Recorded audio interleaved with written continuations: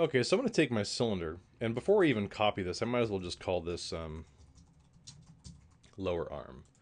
And I'm going to Command C to copy that, and I'll go back to my robot 01. Now, I've been working on this for quite a while, and I actually haven't saved this, so I'm going to do a quick file save, and I'll do a quick file save incremental, and now I'll paste the new geometry. So I have this original lower arm, and I made that with a lathe, and even though that looks pretty good, that's I'm actually just going to get rid of that. Okay, and because I did a save incremental, I'm on robot 2. If I decide later on that, oh, I really did like that lathe, I could rebuild it, or I could just open up a previous version of the project and just pick up that extra part because I'll remember that I had that at one point. So this is clearly too big. I like that it's pretty huge and exaggerated. And it's going to you know, kind of look like Popeye forearms here, but that's okay. I'll make some adjustments a little bit later. So just kind of moving this and getting that into place. Okay, I think that's pretty good. And so in both cases, now I have this basic arm set up. I have the basic torso, the basic face. I'm going to do some modeling for the jaw. I do want to add just a little bit of kind of nuance and detail to this thing, and I'm going to do it in really simple terms. The first thing that I'm going to do is, if I look at my original sketch, there's just like a couple of elements here that kind of show a little bit of an offset or a change in shape here. And that's just to give this thing a little bit more detail. There's something that kind of looks like a belt that wraps around the robot here. I could do this with modeling. I could take this shape, and I could use the knife tool, and I could cut in, and I could scale or extrude, and there's all kinds of stuff I could do, just like I did with the can. In fact, I could really actually model the torso just like a soda can or a pop can, and maybe that's kind of the metaphor. Maybe that's the theme of my robot, is that some kind of robot that's made out of recycled parts or something. But I want to add some really simple details, and I can achieve stuff like that by just taking the body object, and I'll Command C to copy and Command V to paste, and all I'm going to do is just bump up the radius. I'll change this to about 70, and I'm going to make the height much smaller. Okay, so now I have another element that I can just kind of move down like right about there. Okay, so now it's kind of reading like a belt, or just like some more geometry, or some more just another mass of the robot itself. Okay, and I could move that up a little bit. Um, I'm just kind of playing around with some of the features of it here. So I'm going to do the same thing underneath here. Okay, so I'm going to Command C and Command V, and I'll catch the name of these here in just a little bit, but let me take that radius in just a bit. So now I have a couple of different objects down here, and that just kind of built up a little, some offsets down here. So now it looks like there's more stuff, and this kind of looks like maybe a hydraulic piston that maybe, if in my design of my robot I want this thing to be able to stand up and get taller, maybe this, could be a part that I could articulate a little bit later. Um, but I think I'll just do something just like this. And so having a couple of different shapes, that also gives me the ability to adjust the size and the scale uh, of my torso without having to, adjust just that one object. So I'm basically just taking some really basic objects and, kind of attaching them together just like I did with the lamp. Now, I'm gonna I'm gonna move forward with this, and I'm not gonna explain everything that I do, because again, this is kind of reinforcing that existing workflow. This project, by design, is a micro project, so it's really about kind of taking what you already know, and pushing a little bit further, and just kind of working out the details of your own strategy and your own workflow.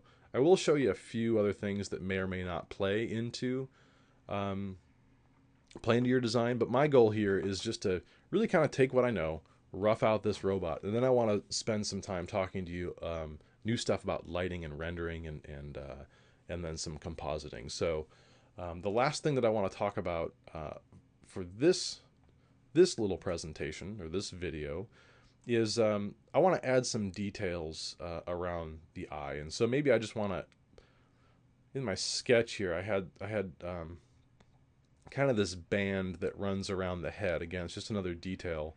And with these little bolts that are attached to it. And the idea is that maybe this is like more like a goggle than something that's just, you know, kind of stuck on the face of it. So I'm really kind of thinking about the way that this eyeball is attached. And so what I'll do is I'll experiment with, I'll borrow the head object. And I'll do a quick command copy and command paste. And just make it a little bit shorter. Okay, and so when I'm resizing this, I'm just grabbing these little orange control points on top of the geometry. And if you don't see those, normally the reason you don't see those is because you're either it's no longer a parametric object, so maybe you made it editable, or alternatively, you're not in the model mode of the tool. So the best thing to do is make sure that you're in model mode. That's the icon that's right under Make Editable.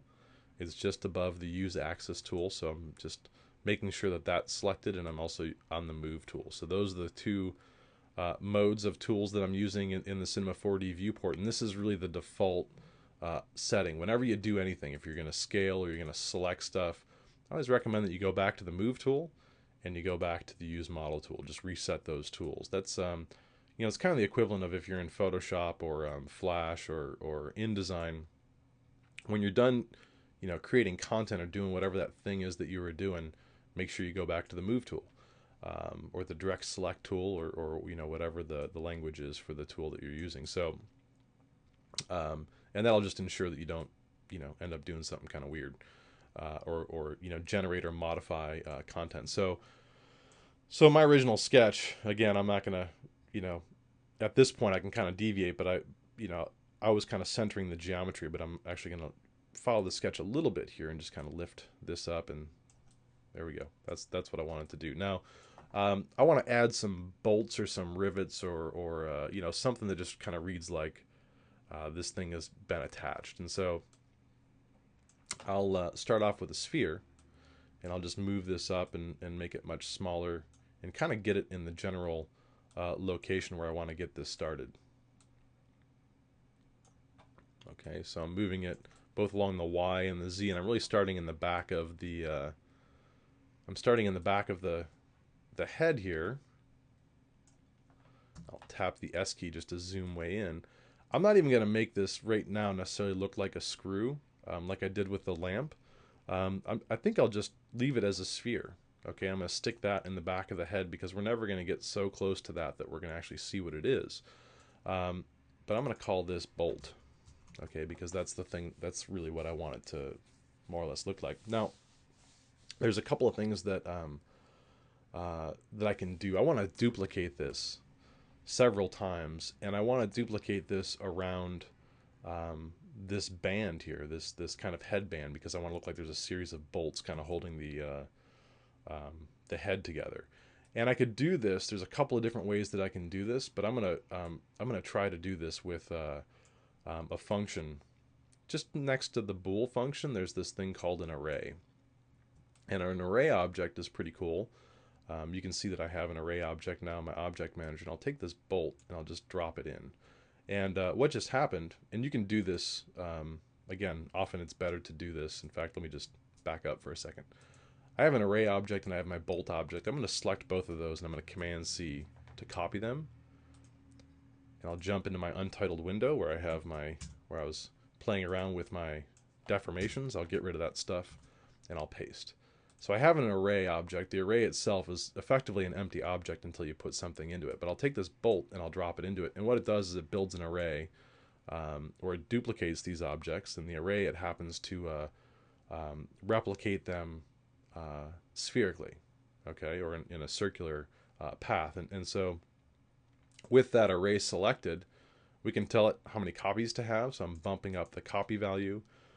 We can adjust stuff like amplitude, which, you know, if we wanted to add some randomness to how it's being duplicated or that array is being built, we can play with those values. But basically all I want to do is just take the array object, duplicate this this bolt in this kind of a pattern, and I can always take the array if I wanted to, and if I needed to change the orientation, I could just kind of rotate it. Okay, so, but it turns out that the array is actually oriented the way that I want it. So I'm going to copy it, and I'll go back to my original window. And I could paste, and actually, you know, because I already have the array and the bolt here, I'll just take that bolt and I'll actually recreate it. So I didn't really need to copy it before I got to this point. So with that array selected, maybe I'll make this 8 copies for now, and I'm just going to adjust that radius. Okay, because I have that array selected, I'll just lift it up and I'll move it over. Okay, and now at this point, I'll just start adjusting that radius. Now again, same thing with the array. The array position, I actually want to have the same exact position as the head. Okay, the thing I'm not so concerned about with, I don't care about the Y value. Okay, because I'm gonna eyeball that.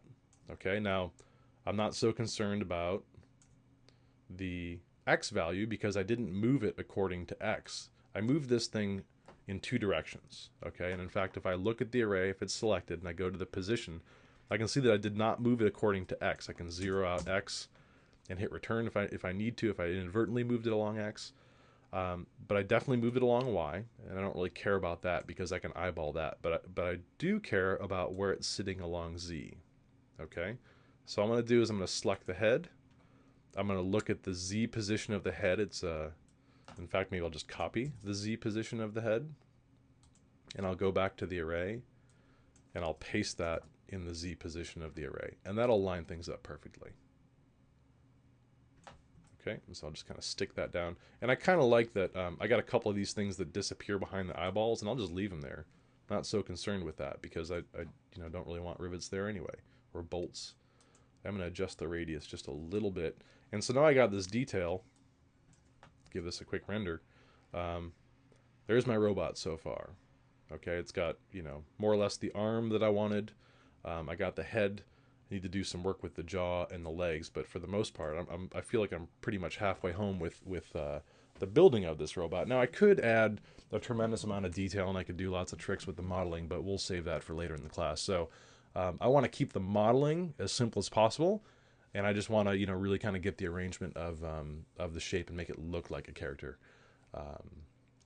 before I do anything else. So I'm going to work on that for a little bit, and we'll catch up in the next presentation.